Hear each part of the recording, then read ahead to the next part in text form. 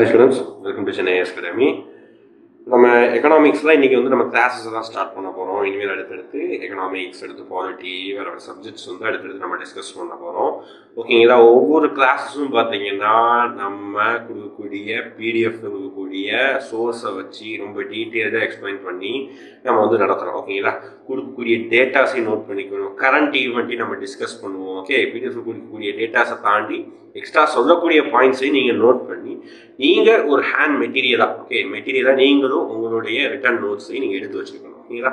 அதுக்கப்புறம் இந்த பிடிஎஃப் உங்களுக்கு ரொம்ப பயனுள்ளதாக இருக்கும். அதனால் இந்த பிடிஎஃப்பை நான் உங்களுக்கு டிஸ்கிரிப்ஷன் லிங்க்கில் நான் கொடுத்து வைக்கிறேன். ஓகேங்களா? இந்த பிடிஎஃப் வந்து ஒரு இன்ட்ரொடக்ஷன்ங்கிறதுனால 20 கிளாஸஸோட பிடிஎஃப் மட்டும் நான் கொடுத்துருக்கேன். அடுத்தடுத்து நம்ம கிளாஸ் வீடியோ பார்த்துட்டு நான் உங்களுக்கு என்ன சோர்ஸ், இந்த புக்கு வந்து நம்ம நடத்துகிற டாப்பிக்கு எந்த புக்கில் எந்த சோர்ஸில் இருக்குதுன்னு நான் சொல்லிடுறேன். அதையும் நீங்கள் கொஞ்சம் ஃபாலோ பண்ணிக்கணும். ஜஸ்ட்டு நம்ம யூடியூப் வீடியோ பார்க்குறதோட மட்டும் இல்லாமல் இன்னும் கொஞ்சம் இன்டெப்த்தாக என்ன செய்யணும்னா நீங்கள் படிக்கணும். ஓகே, அதுக்கப்புறம் இந்த வீடியோ முடிஞ்சதுக்கப்புறம் அடுத்த கிளாஸ் இப்போ எக்கனாமிக்ஸ் இந்த வீடியோ முடிச்சுட்டு அடுத்த கிளாஸ் எக்கனாமிக்ஸ் ஸ்டார்ட் பண்ணும்போது நம்ம லாஸ்ட்டாக நடத்தணும். அதாவது இன்னைக்கு நடத்துகிற கிளாஸோடைய கொஸ்டின் டிஸ்கஷன் ஒரு 2 கொஸ்டின் மட்டும் எடுத்து நம்ம டிஸ்கஸ் பண்ணிட்டு அதுக்கடுத்த கிளாஸ் நம்ம ஸ்டார்ட் பண்ணலாம். சரிங்களா? இப்போ இன்னைக்கு நம்ம கிளாஸை பொறுத்த வரைக்கும் முதல் கிளாஸ் எக்கனாமிக்ஸை பொறுத்த வரைக்கும் ஃபர்ஸ்ட் கிளாஸ் நம்ம பார்க்க போகிறோம். ஓகேங்களா? ஃபர்ஸ்ட் இப்போ யூபிஎஸ்சி அப்படின்ற தலைப்பில் நம்ம பார்க்குறோம், எக்கனாமிக்ஸ் பார்க்குறோம். இப்போ எக்கனாமிக்ஸ் அப்படிங்கிற பட்சத்தில் நம்ம வந்து நடத்தும் போதே சொல்லியிருந்தோம். ஓகேங்களா? அதாவது சிலபஸ் டீகோடினே நான் சொல்லியிருந்தேன். ஓகே, சிலபஸ் டீகோடி என்ன சொல்லியிருந்தேன்? எக்கனாமிக்ஸ் வந்து மெஜாரிட்டி என்ன அப்படின்னு பார்த்தீங்கன்னா static part and dynamic part தான் வந்து மெஜாரிட்டி டைனமிக் பார்ட்டு தான் வரும். ஓகே, எக்கனாமி அப்படின்னு எடுத்துக்கிட்டோம்னா 2ஆக பிரிக்கிறோம். ஓகேங்களா? என்னதான் அப்படின்னு பார்த்தீங்கன்னா ஸ்டாட்டிக் வரும். ஸோ ஸ்டாட்டிக், இன்னொன்று என்ன சொல்கிறோம்?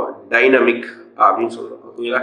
ரெண்டும் டிஃப்ரெண்ட். ஸ்டாட்டிக் அப்படின்னா எப்பவுமே மாற போகிறது இல்லை. ஓகேங்களா? டைனமிக் அப்படின்னா காலத்துக்கு ஏற்ற மாதிரி ஒரு சில பாலிசி, கவர்மெண்ட் பாலிசி எல்லாத்துக்கு ஏற்ற மாதிரி சேஞ்ச் ஆகிட்டே இருக்கும். ஓகேங்களா? அப்போ எக்கனாமிக்ஸில் கிட்டத்தட்ட இது ஒரு 30% அப்படின்னு சொல்லியிருந்தோம்னா இது ஒரு 70% ஆகுது டைனமிக்கை நம்ம படிக்கணும். ஓகேங்களா? அது மாற ஒவ்வொரு வருஷத்தில். ஓகேங்களா? ஒரு சில டைம் வந்து ஸ்டாட்டிக் அதிகமாக படிக்கிற மாதிரி இருக்கும், ஒரு சில டைம் டைனமிக் அதிகமாக படிக்கிற மாதிரி. அது அந்த year based on. Okay, right. Anyway நம்ம வந்து இப்போ என்ன பார்க்க போறோம்னா ஃபர்ஸ்ட் எக்கனாமிக்ஸ்னா பேசிக்கா என்ன? ஓகேங்களா? என்ன ஃபர்ஸ்ட் எக்கனாமிக்ஸ்னா என்ன, அதுல பேசிக்கா நமக்கு தெரிஞ்சுக்க வேண்டியது என்ன? ஏன்னா நியூஸ் பேப்பர் சும்மா எடுத்து பார்த்தோம்னா அதிகமாக நியூஸ் பேப்பர் ஸ்கிப் பண்ணக்கூடிய ஒரு பேஜ்னா அது பிசினஸ் நியூஸ், எக்கனாமிக் பேஜ் தான். அப்போ ஏன்னா நமக்கு எதுவுமே புரியாதனால நம்ம ஸ்கிப் பண்றோம். என்னன்னு ஃபர்ஸ்ட் பேசிக்கா புரிஞ்சுக்கோங்க.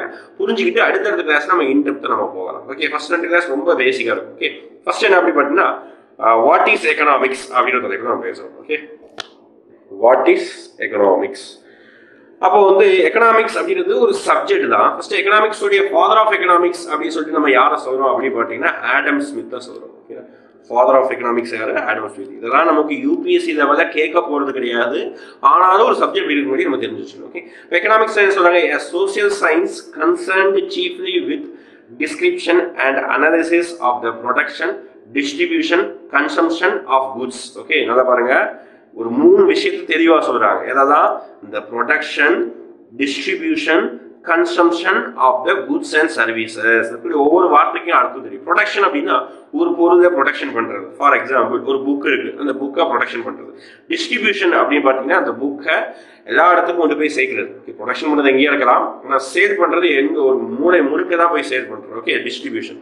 கன்சம்ஷன் அப்படின்னா அந்த புக்கை ஒரு கன்சியூமர் வாங்குறது, விலை கொடுத்து வாங்குறது தான் consumption. Okay, of the goods and services. இது 2 டிஃபரன்ஸ் இருக்கு. குட்ஸ்னா என்ன, சர்வீசஸ்னா என்ன? குட்ஸ்னா தொட்டு உணரக்கூடிய பொருட்களை தான் நம்ம என்ன சொல்றோம் அப்படின்னா கூட்ஸ் சொல்றோம். சர்வீசஸ் அப்படின்னா நம்ம அதை தொட முடியாது, ஆனா நம்ம வந்து அதை ஃபீல் பண்ண முடியும். ஃபார் எக்ஸாம்பிள் இப்போ நான் எஜுகேஷன் உங்களுக்கு நான் வந்து சொல்லிக் கொடுக்குறேன். ஓகேங்களா? அதை நீங்க என்ன செய்றீங்க? நீங்க வந்து இப்போ என்னதான் நீங்க மொபைலை தொட்டுட்டோ சிஸ்டத்தை பார்த்துட்டோ நீங்க படிச்சீங்கனாலும் நீங்க என்ன நான் சொல்லிடுறது என்னதான் ஃபீல் தான் பண்றீங்க. அதே மாதிரி டாக்டர், அதே மாதிரி பேங்கிங், அதே மாதிரி பார்த்தீங்கன்னா இது எல்லாமே சர்வீஸ் ஓரியன்டட். ஓகே, எங்கேயோ இருக்கக்கூடிய சென்னையில் சரி எங்கேயோ இருக்கக்கூடிய ஒருத்தருக்கு நம்ம கால் சென்டர் மூலமா வந்து தகவலை வந்து ஷேர் பண்றோம் அமெரிக்காவில் இருக்கவங்களுக்கு. ஓகே, இதெல்லாம் சர்வீஸ் ஓரியன்டட். அப்போ கூட்ஸ் அப்படின்னா பொருட்கள், ஓகே, தொட்டு உணரக்கூடியது. சர்வீஸ் அப்படின்னா தொட முடியாது, ஆனால் நம்ம ஃபீல் மட்டும் பண்ண முடியும். ஓகே, இந்த மாதிரி பேசிக்கான ஒரு சில வார்த்தைக்கு அர்த்தம் புரிஞ்சுக்கணும், டிஃபரன்ஸ் புரிஞ்சுக்கணும். சரிங்களா? ரைட். இப்போ அடுத்து இதான் எக்கனாமிக்ஸ் தான், இதுதான் டெஃபினிஷன். இதெல்லாம் பேசிக் தெரிஞ்சுக்கோங்க. எதுவும் எக்ஸாம் இதெல்லாம் பேசிக் எக்ஸாம் கேட்கப்பட முடியாது, இன்ட்ரோடக்ஷனுக்காக தான். ஓகே, அடுத்து what are the economic indicators அப்படின்னு சொல்றாங்க. ஓகே, அப்போ இண்டிகேட்டர்னா எக்கனாமி வந்து எதெல்லாம் வந்து சுட்டி காட்டுது, என்னென்ன விஷயங்கள் தான் சுட்டி காட்டுதுன்னு சொல்றாங்க. ஓகே, பார்க்கலாமா? First GDP. ஒரு நாடு வளர்ந்துருக்குதா வளரலையா, அதாவது 3 வகையாக பிரிப்போம்ல ஒரு நாட்டை. அதாவது developed country, developing country, under developed country அப்படின்னு சொல்லிட்டு 3ஆக பிரிப்பாங்க. இதுதான் டெவலப்டு கண்ட்ரி. ஓகே, அடுத்து டெவலப்பிங் கண்ட்ரி. ஓகே, அடுத்து அண்டர் டெவலப்டு கண்ட்ரி அப்படின்னு சொல்லிட்டு 3ஆக நம்ம பிரிக்கிறோம். ஓகேங்களா? இப்போ இந்த 3ஐயும் நம்ம எதை வச்சு சொல்றோம்? இப்போ இந்தியா எது இருக்குது? டெவலப்டா, டெவலப்பிங்? அண்டர் டெவலப் கண்டிப்பாக கிடையாது. ஓகேவா? டெவலப்டா, டெவலப்பிங் எல்லாருக்குமே தெரியும். இந்தியா வந்து டெவலப்பிங் கண்ட்ரி தான். டெவலப்டு கண்ட்ரினா சைனா, சரி சைனா சொல்றாரு, சைனா வந்து டெவலப்பிங் கண்ட்ரி தான். Okay, America, Japan. அப்போ அண்டர் டெவலப்டு கண்ட்ரினா அதாவது ஆப்பிரிக்க கண்ட்ரி, நிறைய கண்ட்ரி தான் அண்டர் டெவலப்டு கண்ட்ரி, இன்னும் வளராத நாடுகள். இப்போ இதெல்லாம் எப்படி சார் பிடிக்கிறாங்க? Yes, based on GDP. Okay, gross domestic product. இது ஒரு இண்டெக்ஸ், ஒரு குறியீடு மாதிரி. ஓகே, இது ஒரு அளவீடு, இது ஒரு மெஷர்மெண்ட். இதை வச்சு தான் நம்ம என்ன செய்யறோம் அப்படின்னு பார்த்தீங்கன்னா, ஒரு நாடு வளர்ந்த நாடு, வளரும் நாடு, வளராத நாடு, வளர்ச்சி குன்றிய நாடு, இப்படிதான் சொல்லி நம்ம குறிக்கிறோம். ஓகே, அப்போ GDP is the main indicator அப்படின்னு நம்ம சொல்றோம். ஓகே, ஜிடிபி என்னது? Main indicator. It is the total market value of the all finished goods and services produced within the country in the financial year. ஓகேங்களா? ஒரு வருஷத்துக்குள்ள ஒரு நாட்டில் உற்பத்தி பண்ணக்கூடிய அனைத்து பொருட்களையும் அதோடைய வேல்யூ தான் நம்ம என்ன சொல்றோம்? மார்க்கெட் வேல்யூ வந்து நம்ம என்ன சொல்றோம்? ஜிடிபி சொல்றோம். அது பல லட்சம் கோடி இருக்கும். இந்தியாவில் எடுத்து பார்த்தீங்கன்னா கிட்டத்தட்ட 100 லட்சம் 150 லட்சம் கோடி கிட்ட இருக்கும். அதுதான் ஜிடிபி. அடுத்து ஜிடிபி முடிச்சது. அடுத்து இண்டஸ்ட்ரியல் ப்ரொடக்ஷன் அப்படின்னு சொல்றாங்க. ஓகேங்களா? என்ன சார் அடுத்து இண்டஸ்ட்ரியல் ப்ரொடக்ஷன்? அதான் ஒரு நாடு எப்பவுமே வந்து நிறைய விஷயங்களை சொல்லுவாங்க. ஒரு நாடு வளர்ந்துருக்குதா, வளர்றதையா அப்படின்னு சொல்லிட்டு எதாவது சொல்லுவாங்கன்னா, அந்த நாட்டில் எந்த அளவுக்கு கரண்ட்டை கன்சியூம், ஓகேவா, எலக்ட்ரிசிட்டி இருக்குது, எலக்ட்ரிசிட்டி எந்த அளவுக்கு கன்சியூம் பண்ணியிருக்காங்களோ, ஓகே, எந்த அளவுக்கு யூஸ் பண்ணியிருக்காங்களோ அதை வச்சு தான் ஒரு நாடு வளர்ந்துருக்குது அப்படின்னு சொல்லுவாங்க. அதே மாதிரி தான் ஏன் அப்படின்னா, எலக்ட்ரிசிட்டி நல்ல யூஸ் ஆயிருந்தா இண்டஸ்ட்ரீஸ் நல்லா பயன்பட்டு இருக்குதுன்னு அர்த்தம். ஓகேங்களா? அப்போ இண்டஸ்ட்ரியல் ப்ரொடக்ஷன், நல்ல இண்டஸ்ட்ரியல் ப்ரொடக்ஷன் இருந்ததுன்னா ஒரு நாடு வளர்ந்துருக்குது அப்படின்னு சொல்லலாம். ஓகேங்களா? இதுதான் எல்லாமே வந்து எக்கனாமிக் இண்டிகேட்டர் தான் சொல்றோம். Okay, reports published by the government entities changes according to the production of the factories, mines, okay, factories, mines, utilities in the country அப்படின்னு சொல்றாங்க. ஓகே, ஃபேக்டரி, ஓகே, ஒரு தொழிற்சாலையில, மைன்ஸ், சுரங்கத்துல, ஓகே, இது எல்லாத்துலையும் எந்த அளவுக்கு கனிமூலங்களை தோன்றுறாங்க, எந்த அளவுக்கு பொருட்கள் உற்பத்தி பண்றாங்க, இதை வச்சுதான் நம்ம சொல்றோம். ஓகேங்களா? ரைட். அடுத்து இண்டஸ்ட்ரியல் ப்ரொடக்ஷன்ல அடுத்து பாருங்க. அடுத்து எம்ப்ளாய்மெண்ட் டேட்டா.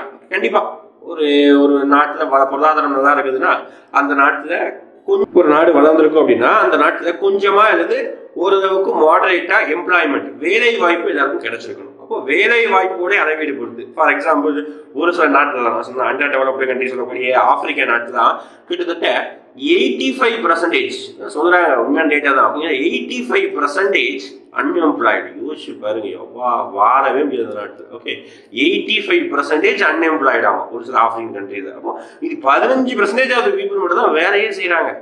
அவங்க மட்டும்தான் எம்ப்ளாய்டு. இப்போ எந்த அளவுக்கு இந்த அன்எம்ப்ளாய்மெண்ட் அதிகமாக இருந்தால் அந்த நாடு அண்டர் டெவலப்டா இருக்குது. அதுதான். இப்போ எம்ப்ளாய்மெண்ட் நல்ல ஓரளவுக்கு ஃபுல் ஃபிளெஜ்டா எந்த நாடுமே 100% எந்த நாடுமே அட்டென்ட் பண்ண முடியாதுப்பா சொல்லிடுறேன்.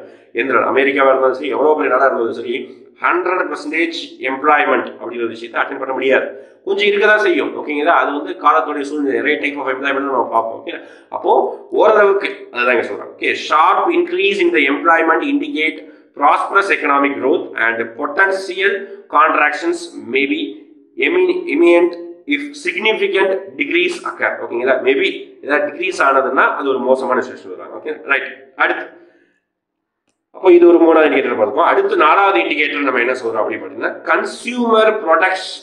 கன்சியூமர் பிரைஸ் இண்டெக்ஸ் அப்படின்னு சொல்றாங்க. CPI, consumer price index. என்ன sir consumer price index? Consumer நம்ம தான் பொருள் வாங்குறவங்க, பிரைஸ் அப்படின்னா விலை, நுகர்வோர் விலை குறியீடு அப்படின்னு சொல்லுவாங்க. ஓகே, ஒரு பொருளை நம்ம போன வருஷம், அதாவது ஒரு வருஷத்திலேயே குவார்டரா பிரிச்சு வச்சிருப்போம்ல, காலாண்டுகளா பிரிச்சு வச்சிருப்போம்ல, போன வருஷம் எவ்வளவு ரூபாய் கொடுத்து வாங்கணும், இந்த வருஷம் எவ்வளவு ரூபாய் கொடுத்து வாங்கணும், 2 ரூபாய் டிஃபரன்ஸ், எவ்வளவு ரூபாய் விலை ஏறி இருக்குன்னு சொல்ற பாருங்க. இதுக்கு பேர் தான் என்ன சொல்லுவோம் அப்படின்னு பார்த்தீங்கன்னா இன்ஃபிளேஷன் அப்படின்னு சொல்லுவோம். ஓகே, ஃபார் எக்ஸாம்பிளுக்கு நான் சொல்றேன், போன வருஷம் நான் 1 லிட்டர் பால் போயிட்டு தான் எடுத்துக்கோங்க. ஓகே, பால் முட்டை எதாவது எடுத்துக்கோங்க. சரிங்களா? எக்ஸாம்பிள் பால் எடுத்து 1 லிட்டர் பாலோடைய விலை 45 rupees அப்படின்னு சொல்றேன். ஓகேங்களா?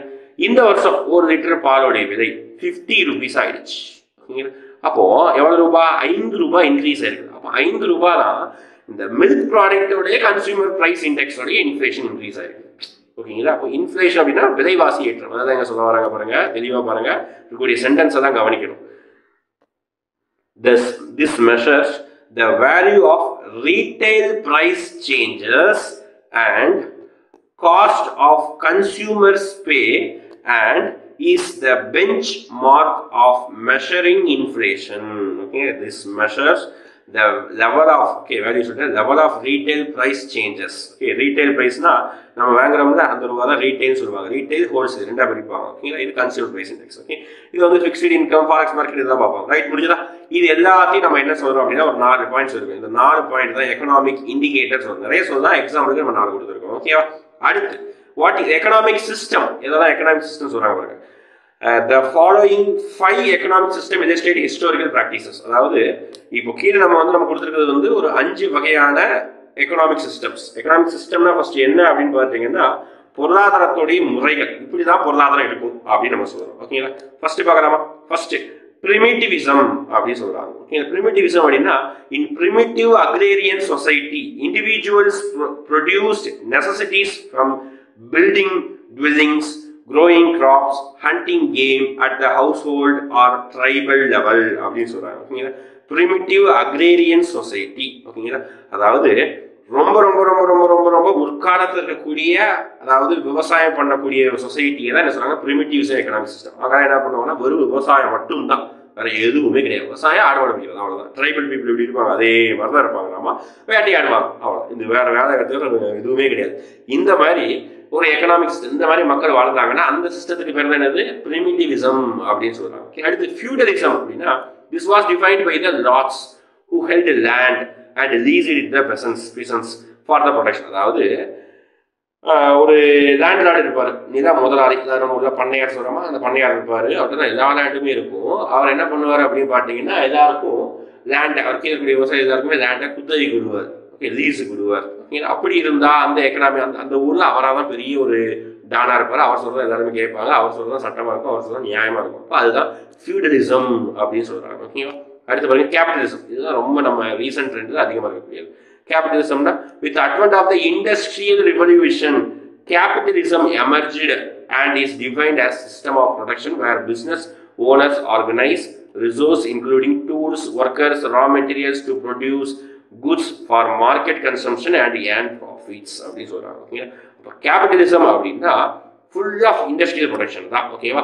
ஒரு நாட்டில் எப்படி ஒரு ஓனர் வந்து ரிசோர்ஸை யூட்டிலைஸ் பண்ணி எவ்வளோ ஒர்க்கர்ஸை வந்து எந்த அளவுக்கு வேலை வாங்க முடியும் வேலை வாங்கி எவ்வளோ ப்ரொடக்ஷன் பண்ணுறாங்க, அதுதான் சப்ளைஸ் டிமாண்ட் செட் ப்ரைஸஸ் இது எல்லாமே இருக்கும். ஓகேங்களா, கேபிட்டலிசம் அப்படின்னா முதலாளித்துவம் சொல்லுவாங்க. ஓகேங்களா, அது வந்து ப்ரைவேட் தான் எல்லா பிஸ்னஸையும் பண்ணுவாங்க, ப்ரைவேட் தான் எல்லா எக்கனாமிக் ஆக்டிவிட்டியும் பண்ணுவாங்க. அதுக்கு பேர் தான் கேபிட்டலிஸ்ட் சொல்கிறாங்க. கேபிட்டலிஸ்ட் தான் ஃபாலோ பண்ணக்கூடிய கண்ட்ரி எக்கச்சக்கமாக இருக்குது. ஓகே, அமெரிக்கா சொல்லலாம், இந்தியா கூட அதை நோக்கி தான் போயிட்டு இருக்குது. ஓகே, ஆனால் நம்ம சொல்லிக்கோ மிக்ஸ்ட் எக்கனாமிக் சொல்லிட்டு. ஓகே, அடுத்து சோசியலிசம். கேபிட்டலிசம் எக்கனாமியோட அப்படியே ஆப்போசிட் தான் என்ன அப்படின்னு socialism. Socialism form of cooperative production economy அப்படின்னு சொல்றாங்க. எல்லாரும் ஒன்று சேர்ந்து ப்ரொடக்ஷன் பண்றது. ஓகே, கோஆபரேஷனா பண்றது. Okay, economic socialism is a system of production where there is a limit or hybrid private ownership of the means of the production அப்படின்னு சொல்றாங்க. ஓகேங்களா, அதாவது இதில் வந்து எல்லாருமே வந்து ஓரளவு கவர்மெண்ட் ரன்ட் பிஸ்னஸ் பண்ணுவாங்க. ஓகே, கவர்மெண்ட் ஓன்டு எல்லா பிஸ்னஸ் பண்ணுவாங்க. சரிங்களா, அதே மாதிரி பார்த்தீங்கன்னா அடுத்து கம்யூனிசம் அப்படின்னு சொல்றாங்க. கம்யூனிசம் அப்படின்னா all economic activity centralised through coordination of the state. அதான் சொல்றாங்க, ஸ்டேட் மட்டும் தான், கவர்மெண்ட் மட்டும் தான் இங்கே பண்ணும். ஓகே, அங்கே கவர்மெண்ட்டுடைய ரூல்ஸ் அண்ட் ரெகுலேஷன்ஸ் கொஞ்சம் அதிகமாகவே இருக்கும். இங்கே எந்த பிஸ்னஸ் எடுத்தாலும் அது கவர்மெண்ட் தான். ஆடு நம்ம சீமான் சொல்ற மாதிரி ஆடு மாடு மேய்க்கிறவங்க கவர்மெண்ட் தான். ஓகே, அந்த மாதிரி இருக்கும். இதுதான் கம்யூனிசம். ஆனால் இந்த கம்யூனிசம் அண்ட் சோசியலிசம்லாம் எடுபடலை. நம்மளுடைய பொருளாதார சிஸ்டத்தில் என்ன படலை, எடுபடலைன்னா என்ன அர்த்தம் அப்படின்னு பார்த்தீங்கன்னா காலத்துக்கு ஒவ்வாறாக ஆகிவிட்டது. அதனால எல்லாரும் இப்போ எதுல இருந்து மாறுறாங்க, சோசியலிசம் கம்யூனிசம் ஃபாலோ பண்ண கண்ட்ரிஸ் எல்லாருமே இப்போ எதுக்கு மாறிட்டே இருக்கிறாங்க, மிக்ஸ்டு எக்கனாமி மாறிட்டு இருக்காங்க. மிக்ஸ்டு எக்கனாமில இருந்து இப்போ எதுக்கு அடுத்து எங்க மாறிட்டு இருக்காங்க அப்படின்னு பார்த்தீங்கன்னா அப்படியே வந்து கேபிட்டலிசம் போயிட்டு இருக்காங்க. உலகமே கேபிட்டலிசம் தான் போயிட்டு இருக்குது. அதுதான் ஏதோ சக்சஸ்ஃபுல் மாறதாக தெரியுது. ஆனால் எப்போவா இருந்தாலும் ஒரு எக்கனாமி சரிஞ்சு வரதான் செய்யும். ஓகேங்களா, ரைட், இதுதான் எக்கனாமிக் சிஸ்டம். இது ஒரு முக்கியமான ஒரு விஷயம் வந்து நம்ம சொல்றது என்ன அப்படின்னு பார்த்தீங்கன்னா மிக்ஸ்டு எக்கனாமி அப்படின்னு ஒரு டாபிக் இருக்கு. என்ன டாபிக்?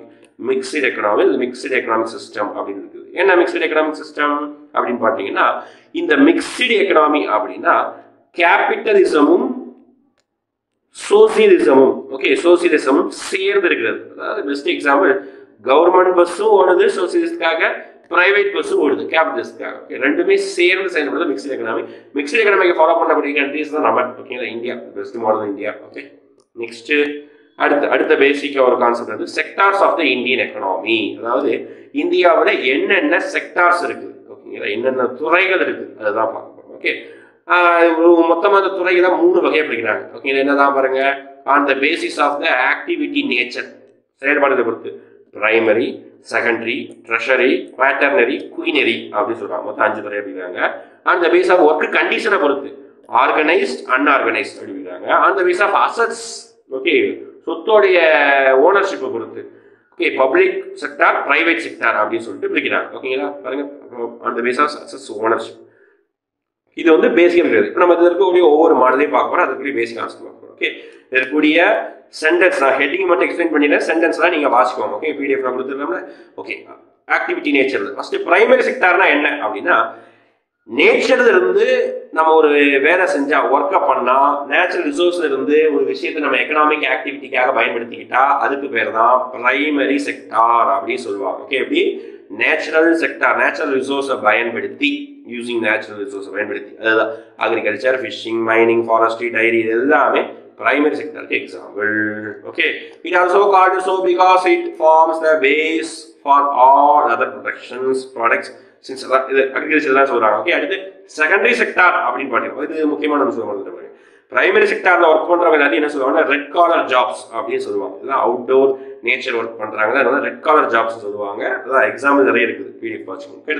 அடுத்து செகண்டரி செக்டார் அப்படின்னா, அதாவது பிரைமரி செக்டார்ல இருந்து கிடைச்ச ரா மெட்டீரியல்ஸை பயன்படுத்தி இவங்க என்ன செய்வாங்கன்னா இன்னொரு பொருளை வந்து உற்பத்தி பண்ணுவாங்க. அதுதான் இண்டஸ்ட்ரியல் ப்ரொடக்ஷன். அதாவது காட்டன் வந்து பிரைமரி செக்டார்ல இருந்து விளைவிச்சாச்சு. காட்டனை வந்து என்னவா மாற்றுறாங்க, நூலா மாற்றுறாங்க, சட்டையா மாற்றுறாங்க. Industrial production, cotton fabric, sugar cane production, இது எல்லாமே இந்த செகண்டரி செக்டார் சொல்றாங்க. ஓகே, செகண்டரி செக்டார்ல வேலை பார்க்குறவங்க என்ன சொல்லுவாங்க, அப்படி என்ன காலர் ஜாப்ஸ் அப்படின்னு சொல்றாங்கன்னா ப்ளூ காலர் ஜாப்ஸ் சொல்றாங்க. பாருங்க, ப்ளூ காலர் ஜாப் செகண்டரி செக்டார்ல வேலை பார்க்குறவங்க. ஓகே, இதெல்லாம் முக்கியமானது. ஓகே, அடுத்து இதே அதாவது இண்டஸ்ட்ரி, இது எல்லாமே செகண்டரி செக்டார்னாலே சிம்பிளா என்ன ஜாப் அப்படின்னு பார்த்தீங்கன்னா ஈக்குவல் டு கூட போட்டுக்கோங்க, இண்டஸ்ட்ரி எழுதி கூட வச்சுக்கோங்க, அவ்வளோதான், முடிஞ்சு போச்சு. செகண்டரி செக்டார்னால இண்டஸ்ட்ரி செக்டார் தான். ஓகே, நெக்ஸ்ட் அப்போ இண்டஸ்ட்ரியில ரொம்ப முக்கியமான இண்டஸ்ட்ரி கோர் இண்டஸ்ட்ரின்னு சொல்லுவாங்க. இந்த இண்டஸ்ட்ரி இல்லாம, அதாவது கோர் இண்டஸ்ட்ரினா அந்த இண்டஸ்ட்ரி செயல்படாதுன்னா இந்தியாவில் வேற எந்த இண்டஸ்ட்ரி செயல்படாது, முடங்கி போயிடும். அந்த அளவுக்கு ரொம்ப முக்கியமான இண்டஸ்ட்ரி. இதெல்லாம் பாருங்க, 8 கோர். மொத்தம் எத்தனை கோர் இண்டஸ்ட்ரி இருக்கு? 8 கோர் இண்டஸ்ட்ரி இருக்குது.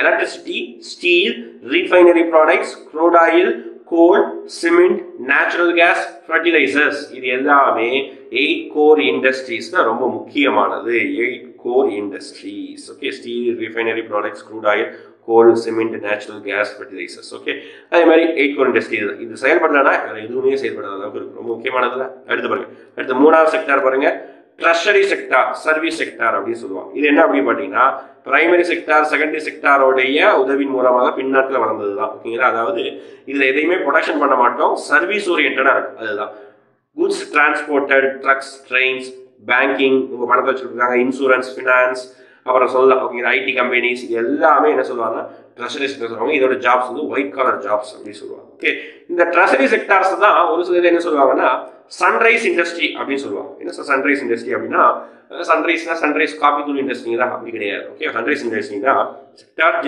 That is just in it's infancy, அதாவது இப்போதான் புதுசாக பிறந்திருக்கு.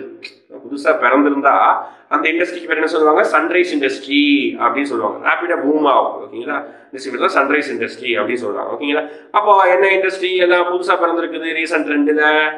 Information technology, telecom sector, health care, infrastructure sector, retail sector, food processing industries, fisheries, இதெல்லாம் வந்து அந்த டைம்ல சன்ரைஸ் இண்டஸ்ட்ரி அப்படின்னு சொல்லுவாங்க. டேர்ம்ஸ் எல்லாம் படிச்சு வச்சுக்கணும். அடுத்து குவாட்டர்னரி செக்டார்னால கீவேர்டு என்ன, நாலேஜ் செக்டார் அப்படின்னு சொல்லுவாங்க. ஓகேங்களா, நாலேஜை யூஸ் பண்ணி ஏதாவது வேலைகள் பண்ணால் அது பேர் தான் குவாட்டர்னரி செக்டார். அப்போ இதுக்கு எக்ஸாம்பிள் தான் என்ன எடுத்துருக்காங்க பாருங்க,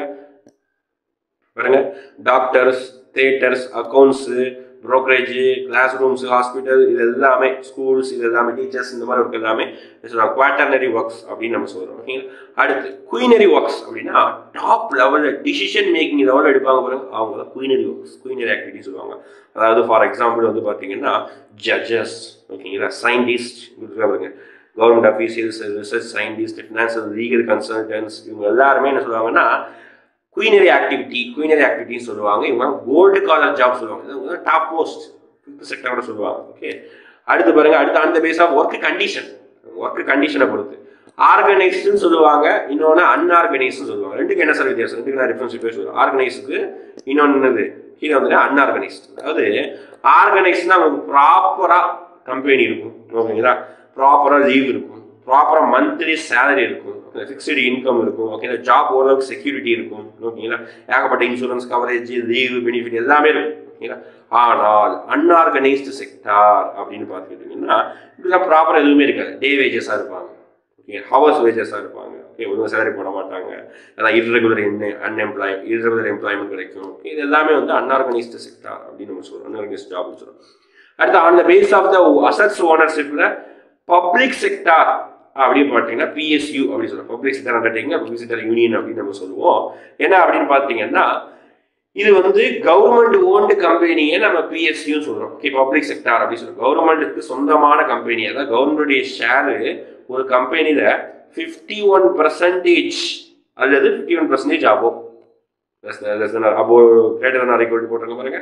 அப்போ இந்த ரேஞ்சுக்கு மேல கவர்மெண்ட் கிட்ட ஷேர் இருந்ததுன்னா அந்த company PSU. For example Indian railway, super example. தமிழ்நாட்டில் ஆவின், சூப்பர் எக்ஸாம்பிள், ஓகேவா. TNEB, சூப்பர் எக்ஸாம்பிள், ஓகேவா. இது எல்லாமே நம்ம என்ன சொல்றோம்? PSU, பப்ளிக் செக்டர் அண்டர்டேக்கிங் அப்படின்னு நம்ம சொல்றோம். ஏன்னா கவர்மெண்ட் ஷேர் தான் இதுல, ஓகே, 15% அபோவ் 15% இருக்குது. இதை வந்து கிளாசிஃபை பண்றாங்க எப்படி 3 இருக்கு. மகாரத்னா, நவரத்னா, மினி ரத்னா அப்படின்னு சொல்லிட்டு 3 கிளாசிஃபை பண்ணுவாங்க, சரிங்களா. மகாரத்னா, நவரத்னா, மினி ரத்னா சொல்லிட்டு 3 கிளாசிஃபை. தற்போதைக்கு இந்தியாவில் 7 மகாரத்னா, அதோட ப்ரொடக்ஷனை பொறுத்து 16 நவரத்னா, 71 மினி ரத்னா இருக்கு, ஓகேங்களா. இதை கொடுத்துருவாங்க. மகாரத்னா கம்பெனினா என்ன? ஓகே, எக்ஸாம்பிள் இது பாருங்க. பெல் நிறுவனம், கெயில் நிறுவனம், இந்தியன் IOCL, NTPC, ஓகேங்களா. இது எல்லாமே பார்த்து ஸ்டீல் அத்தாரிட்டி செய்யுது. இது எல்லாமே பார்த்தீங்கன்னா மகாரத்னா கம்பெனி சொல்லுவாங்க, ஓகேங்களா. அடுத்து நவரத்னா இருக்கும் பாருங்க, கைட்டில் கிராண்ட் நவரத்னா ஸ்டேட், அதாவது மகாரத்னா வாங்கணும், நவரத்னா ஸ்டேட்டஸ் வாங்கியிருக்கணும். ஓகே, அது மாதிரி மினி ரத்னா, இது எல்லாமே நம்ம கொடுத்துருக்காங்க, ஓகேங்களா. லாஸ்டா இது பப்ளிக் செக்டர்ல இவ்வளோ கேட்டகரி இருக்கு. பிரைவேட் செக்டர்னா ஒண்ணுமே இல்லை, ஓகேங்களா. பிரைவேட் கிட்ட, ஓகே, கவர்மெண்ட்டை தாண்டி பிரைவேட் கிட்ட 51%, 51%க்கு மேல பிரைவேட் கிட்ட இருந்தா அது பிரைவேட் கம்பெனிஸ். எல்லாம் பிரைவேட். சென்னை எஸ்கனவி ஒரு பிரைவேட் கம்பெனி, ஓகேங்களா. அதே மாதிரி பார்த்துட்டீங்கன்னா நம்மளுடைய டாடா, ரிலையன்ஸ், ஜியோ, இது எல்லாமே பிரைவேட். அவ்வளோதான், சிம்பிள். பிரைவேட் தான் ஓனர்ஷிப் அது. ஓகே, அது உங்களுக்கு ப்ராஃபிட் தான் எய்ம், வேற ஒன்றும் கிடையாது. ஓகே, PPP அப்படின்னா பப்ளிக் பிரைவேட் பார்ட்னர்ஷிப் சொல்லுவாங்க. கவர்மெண்ட்டும் பிரைவேட்டும் சேர்ந்து ஒரு வேலையை செஞ்சால் அது பேர் தான் PPPன்னு சொல்லுவாங்க, சரிங்களா. அதுதான் பப்ளிக் பிரைவேட் பார்ட்னர்ஷிப் சொல்கிறாங்க. ரீட் பண்ணிக்கோங்க. இது ஃபார் எக்ஸாம்பிள் ரோட் போடுறது, இது எல்லாமே பப்ளிக் பிரைவேட் பார்ட்னர்ஷிப் மூலமாக செய்கிறாங்க, ஓகேங்களா. நான் சொன்னது பாருங்க, நம்ம மொத்த இண்டஸ்ட்ரி சொன்னோம்ல, அதாவது மைனிங், இதெல்லாம் வந்து பார்த்தீங்கன்னா பிரைமரி செக்டர். இந்த 2 கரெக்டுங்களா. அக்ரிகல்ச்சர், ஃபாரஸ்ட்ரி, மைனிங், எக்வயரிங், இதெல்லாம் பிரைமரி செக்டரா. பிரைமரி செக்டர் இந்தியாவுடைய GDP ஆக்டிவிட்டி, GVA ஆக்டிவிட்டி தான் வளர்ச்சி. இந்தியாவுடைய எக்கனாமிக் ஆக்டிவிட்டி எவ்வளோ ஓல்டு டேட்டா தான், எக்ஸாம்பிளுக்காக நம்ம எடுத்து வச்சிருக்கோம், சரிங்களா. அதே மாதிரி மேனுஃபேக்சரிங், எலக்ட்ரிசிட்டி, இதெல்லாம் பார்த்தீங்கன்னா செகண்டரி செக்டர், ஓகே. அப்புறம் ட்ரெஷரி செக்டர், இது எல்லாத்துலையும் எவ்வளோ வந்து என்ன பண்ணியிருக்குன்னா சேஞ்சஸ், எவ்வளோ உற்பத்தி ப்ரொடக்ஷன் பண்ணியிருக்குது அப்படின்னு சொல்லிட்டு கொடுத்துருக்காங்க, ஓகேங்களா. 2 டேட்டா கொடுத்துருக்காங்க, ஓகே. எனிவே நம்ம எக்கனாமிக்ஸ் தான் ஃபர்ஸ்ட் டாபிக் பார்த்துருக்கோம், ஓகேங்களா. ஃபர்ஸ்ட் டாபிக் பேசிக்கான ஒன்று தான். திருப்பி பாருங்க, ஸ்கிப் பண்ணாமல் பாருங்க. ஏதாவது டவுட் இருந்தால் கமெண்ட்ல கேளுங்க, ஓகேங்களா. நாங்கள் அதுக்கு ரீப்ளை பண்ணுறோம் டவுட் இருக்கும் பொழுது, ஓகேங்களா. இந்த PDF-ஐ நான் டிஸ்கிரிப்ஷனில் கொடுத்துருக்கேன். அடுத்த வீடியோ வரும்போது இந்த PDF இருந்து கொஸ்டின் கேட்டு நம்ம அடுத்த வீடியோ பார்க்கலாம், ஓகேங்களா. நெக்ஸ்ட் வீடியோ சந்திக்கலாம். தேங்க்யூ.